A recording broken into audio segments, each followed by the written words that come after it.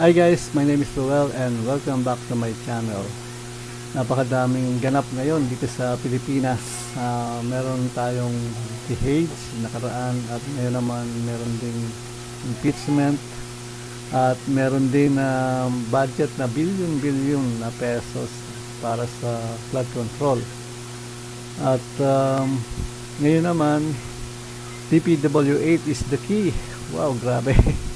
Okay, ginawa ko yung video ito hindi para i-defame o i-judge yung interview ni Julius Babaw kay Sara Diskaya. Gusto ko lang magbigay ng aking opinion tungkol sa ilang mga portion ng kanilang video. Actually, hinati-hati ko yung video dahil nga mahaba yung interview. So, pinili ko lang yung mga ibang portion na aking bibigyan ng opinion o bibigay ng reactions. Okay, kasi nung pinanood ko yung video, may binanggit yung kanyang asawa na mas magaling pa daw yung foreman sa engineer. Tapos meron naman na nagbid lang sila, nakapasok na sa DPWH dahil sila pinaka lowest bidder, kaya nakuha nila yung projects, yung mga ganon. So ngayon tingnan natin na totoo bang magaling yung mga foreman o mas magaling yung mga foreman kaysa engineer, o kapag lowest bidder ka ba makukuha mo na yung project.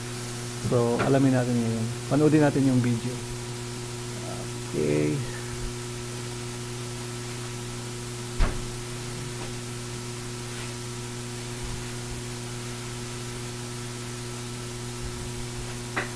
Natutunan ko. Natututo na ako sa mga foreman ko.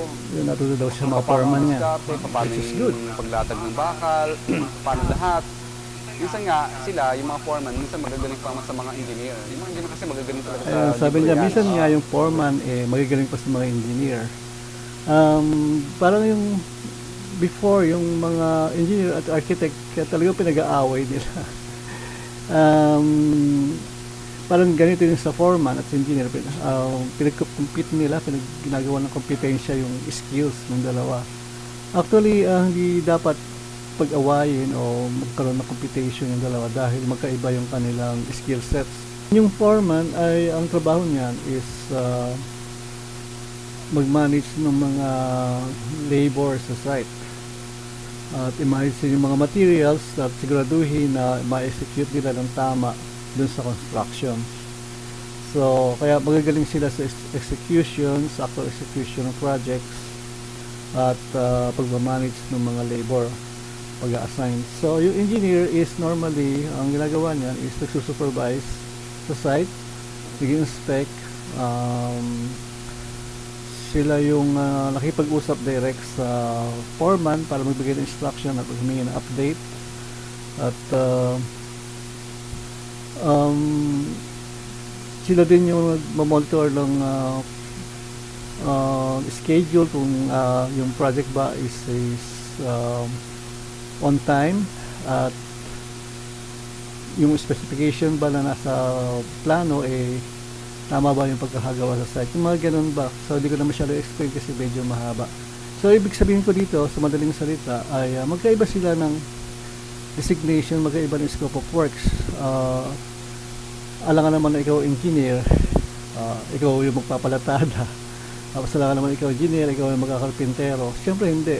Kaya nga nag-hire tayo ng mga carpenters, nag-hire tayo ng mga masons, foremans, dahil sa kanila naka-assign yung designation na yun, yung trabaho na yun. So may kanya-kanyang designation. Kaya sila ay part ng construction team. So sa construction team, syempre meron tayong engineer, foreman, superintendent, etc. So gayon din, halimbawa sa restaurant, meron tayong cook, meron tayong cashier, meron tayong server, service crew. So may kanya-kanyang designation yan. So iba-iba yung kanilang skill at hindi pa pwedeng ikumpara yung bawat isa dahil iba-iba yung skill sets nila. O halimbawa na lang yung foreman ba, kaya ba niyang gumawa ng design analysis? Siyempre hindi. So yung engineer ba, kaya ba niyang maghila ng mga cable sa underground o maghukay ng lupa o magbuhat ng mga simento? Siyempre hindi. So yung ibig sabihin doon, hindi dapat sila ikumpara dahil sasabihin natin na mas magaling yung foreman sa engineer, mas magaling yung engineer sa foreman. So hindi po ganun yun. Actually, yung magkaiba sila ng designation. It's a team. Kailangan ng engineer yung foreman, kailangan din ng foreman yung mga labor, kailangan yung mga mason. So ganun din ang situation ng foreman. Hindi pa pwede sabihin mas magaling yung mason sa foreman, di ba? So magkaiba sila ng skill sets. Okay? So sana huwag na rin pagkumparahin o paglabanin o gawin ng kompetensya yung bawat isa. Magkakaiba po yan ng skill set o ng designation. Kaalaman. Okay, tuloy natin yung video.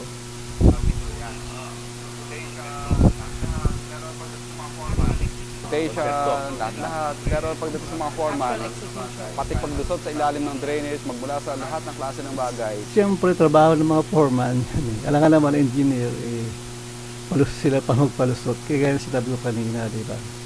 Okay. Kaya naman diskartehan yan. Kahit minsan hindi na nga nagbabasa ng plano kung paano yung... Di ba pwedeng hindi magbasa ng plano kasi pagka mali yung execution na ginawa nila, i-reject yan ng engineer, ng inspector. Halimbawa, ganito yung nakalagay sa plano, tapos ito yung ginawa ng foreman sa actual, sa site. So, i-reject yan, papaulit. So, magkakaroon ng problema kasi magkakaroon ng cost adjustment kasi nga, yung schedule nila dapat tapos na yun, uulitin nyo yung trabaho, babayaran nyo ulit yung mga labor o yung mga tao nyo na same thing yung gagawin na dapat tapos na. Tapos, yung uulitin nyo yun, ang ginawa nyo, so yung materials na ginamit doon na ginamit nyo is papalitan nyo ng bago, so gagastos na naman kayo additional cost. So hindi pwede na hindi babasahin yung plano specification. So hindi pwedeng hindi nyo babasahin yung plano at specification and then isusuksok nyo na lang yung mga bakal doon. So hindi po ako sang-ayon doon sa ganong sinasabi ni asawa ni Sarah. Okay, tuloy po natin. Yung pagsuksok ng bakal. So, pabasahin na nila nakapiraso yung plano. Alam na nila i-implement yung bagay na yun. So, doon ako natuto. Hanggang tumagal-tagal, sabihan ko, Daddy, baka pwedeng humimalay na ako. Baka pwedeng makahingi ng project. At pumayag naman ang biyanan ko at pinahiram pa nga niya yung lisensya niya sa amin. Tapos, magmula doon, sabi ko sa biyanan ko, Daddy, bakit mo kami sinisingil ng license fee? Sabi niya, hindi. Business is business. Sabi ng biyanan ko. Siyempre, parang nung mga time na yun, minasama ko yun. Kasi bakit naman sinacharge kami ni Daddy ng license fee? Asawa ko naman yung anak niya. Oo. Pero hindi namin akalain na doon pala kami matututo.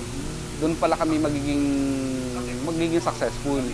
Kasi kung siguro nanatili kaming umasa doon sa biyanan ko at hindi kami tuniruan ng talagang tunay na tinatawag na business is business, family is family, magiging parang dependent ka lang sa lahat ng klase. So dito sang-ayon ako yung business is business kasi kailangan talaga para umasenso ka ay matuto kang tumayo sa sarili mong paa.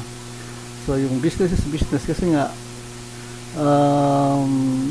dahil yung pinamigay mo yung business mo, malulugi ka siyempre, namumuhunan ka dyan, binibili mo yung mga materials, tapos hindi ka magcha-charge dahil ka mag-anak mo yan o dahil kaibigan mo yan, so malulugi ka, kaya kailangan business is business talaga. Ano yung naging parang gateway? Ito yung pinaka-intriguing na part. Ano yung pinaka-naging gateway? Tara, tuloy natin. Nag-DPWH kami. Nung DPWH is kati talaga. Paano yan? Paano kayo nakapasok doon?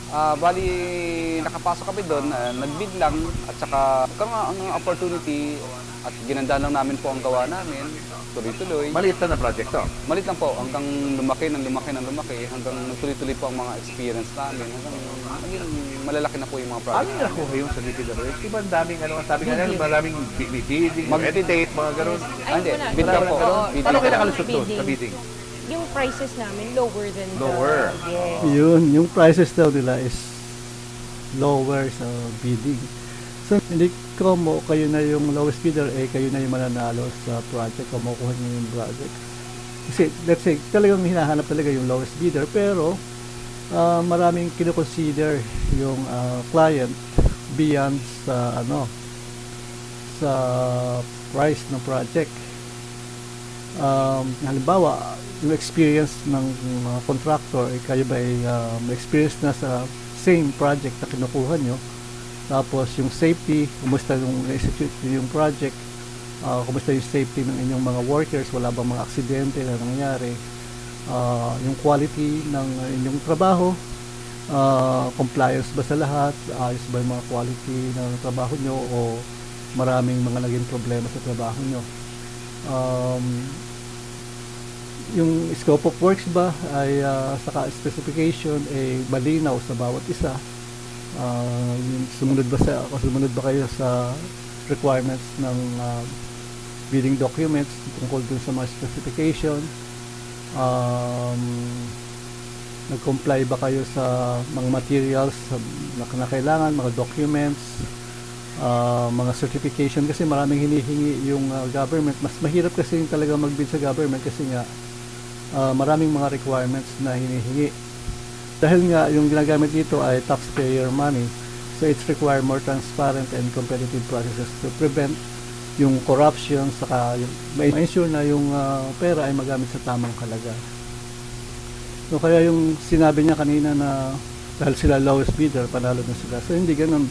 Ngayon, maliban na lang talaga kung may kakilala ka sa taas, may kakutsaba ka, OIMAR, corruption na nangyayari. Kasi yung corruption ay two-way yan.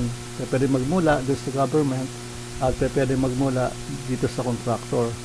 Pag sa side ng contractor, ang tawag yan is bribery. Normally kasi sa mga contractor, meron yan mga sales engineer, sila yung nakipag-usap sa client o sila naghahanap ng client. So, para makuha nila yung project, nag-o-offer sila ng pera o ng commission. Sabihin natin, may percentage yung officials na makakausap nila sa government para makuha nila yung projects. So, kapag sa side naman ng government is ang nagdi-demand mismo ay yung government officials o kailangan, ito yung party ko, ito yung makukuha ko, ito yung sa inyo, sa akin. So, yun ang nagiging problema doon. Dahil nga, ito yung problema kapag government project, mayroong risk of corruption. Tatawag na bid reaching, yung kickback, yung mga other corruption practices, yung mga under the tables, yung percentage na dinadagdag dun sa contract. Yun nga, nagdi-lead para tumaas yung cost ng project at magkaroon ng low quality ng service, gaya yung nakita natin sa news, diba, apaka low quality nung flood control na ginawa sa Frances dun sa aking baryo. Talagang nakakalungkot po.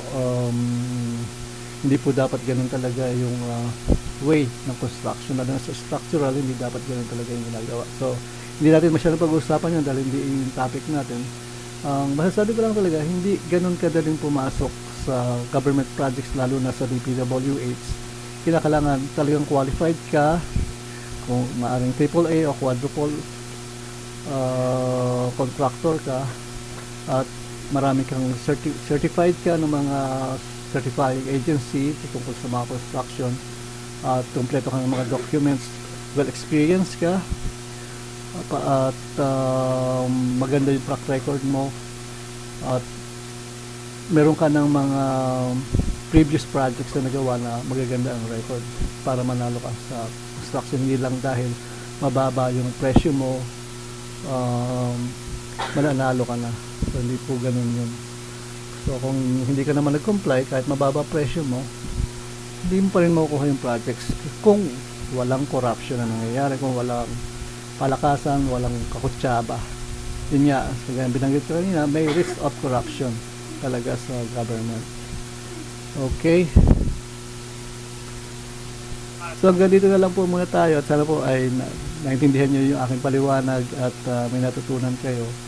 At kaya po sinabi ko, hindi po pinag-usapan natin yung video ito para husgahan ang mag-asawang Sara Iskaya. Hayaan po natin yung mga hayaan po natin investigating body yung mag-husga sa kanila. At yun nga po, hindi rin po purpose nito is para i-defame yung dahil nga po napaka-viral nito, ang dami ng mga sa social media talaga na nagsasabi sa kanila ng mga hindi maganda. So hindi ko po talaga alam yung totoong nangyari. So yes, ipaubaya po natin sa mga authority yung pag-imbestiga sa kanila. Pag-pray po natin na wag na po mangyari ito.